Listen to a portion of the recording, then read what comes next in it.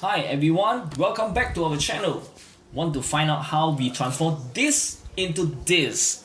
Stay tuned and we will show you how.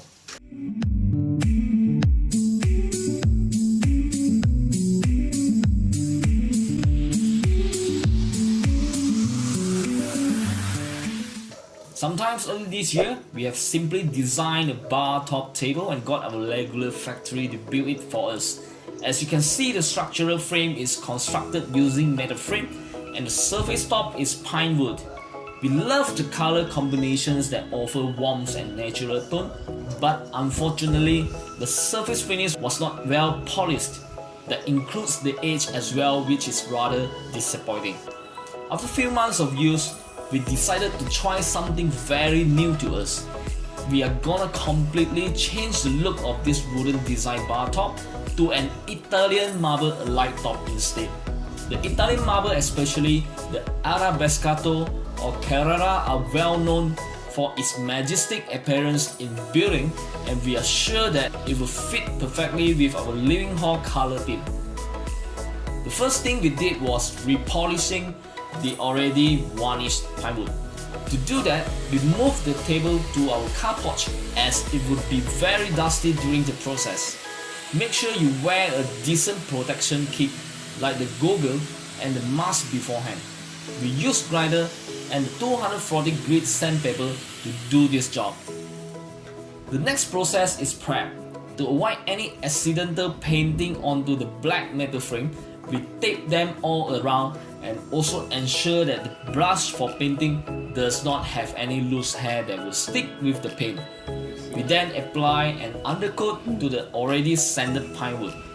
Well, this is important because it helps to cover the surface imperfection of the wood. It is also recommended to put the same undercoat twice for the best result. We then sand it with 600 grit sandpaper with hand gently. Remove the dust by blower if you have it, but we wipe them off using a wet cloth and let it to dry. Moving on is painting.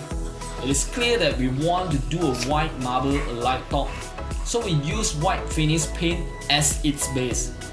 This time, since we have excess of paint, we painted the wood 3 times. The next process is epoxy application. We move the table back into our house because the least dust contamination it has, the best it is. So we lay the floor protection sheets to cover our floor and our sofa before we move it in. It is best to try it on a sample board with your pigment to find the right color tones that you want. And also apply a drop onto the painted wood to see if it has any yellowish effect prior to actual application. We did that and we have noticed indeed it turns yellowish. To avoid that, we spray the surface with waterproofing agent and try again. It turns out good afterwards. You must also ensure the table is all round leveled, and we have done a simple mistake we will show you later. For this project, we are using 2 liters of epoxy, 1 liter for the coloring, another liter for the top finish coat. First, we mix the clear resin with the hardener. Our epoxy mixing ratio is 3 resin to 1 hardener. Stir it for at least 3 minutes. Then we add the white powder pigment to make it white instead of transparent.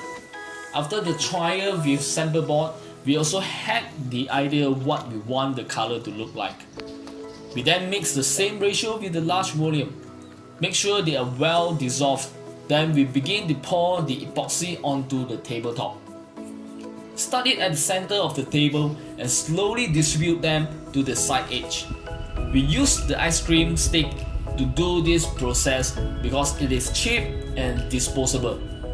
Don't worry about the overflowing epoxy to the edge, as we would like it to be coated as well. Simply wipe the excess along the edges and make sure all are covered. To eliminate bubbles on the epoxy, you may either use a gas torch gun or a hot air gun, whichever is available or comfortable to you. To us, the gas torch gun does a great job.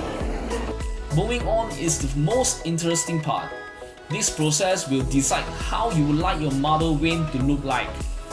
Do not panic, as we are doing natural stone design. There is no specific pattern, no specific formula to follow.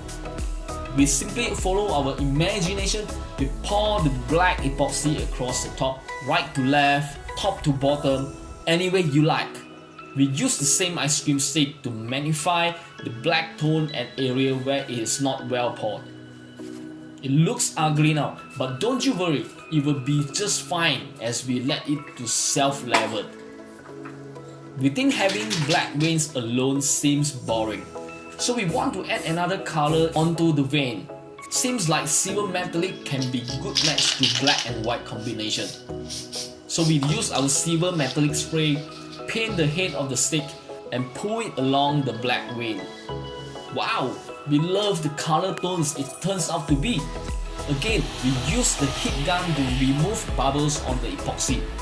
Let us know which one you prefer. Only black vein alone, or you like the silver metallic effect? Type in the comment below and share us your preference. Leave it at least 8 hours to settle and cure. We did this before bedtime. Leave it overnight and in the following morning everything would have been hard. Check this out. Look at the vein. Isn't it look great? It is obvious that the vein were moving one way, and let us tell you why. That's the principle of gravity, meaning the table was not entire level, and this was a small mistake we have made. We only have ensured leveling at X direction, but why? Anyway, we still love the veins as a result of our mistake. It looks amazing still.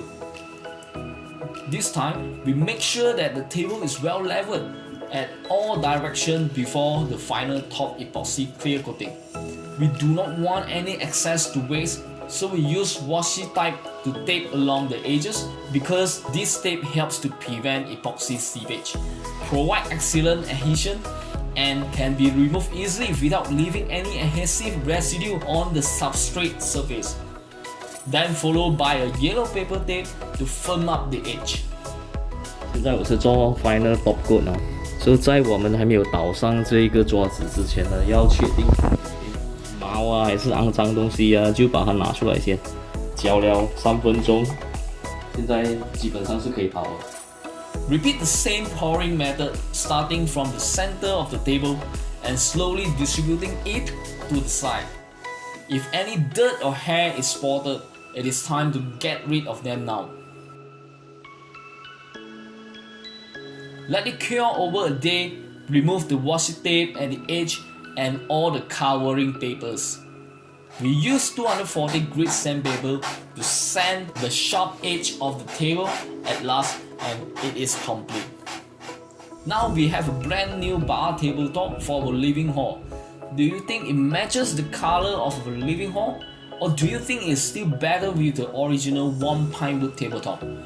Please share us your opinion after watching this video in the comment below. Thank you for watching our DIY video, and do check out more at our channel for other DIYs video as well. If you like our videos, please hit the subscribe button to support us. See you in the next video. Bye bye.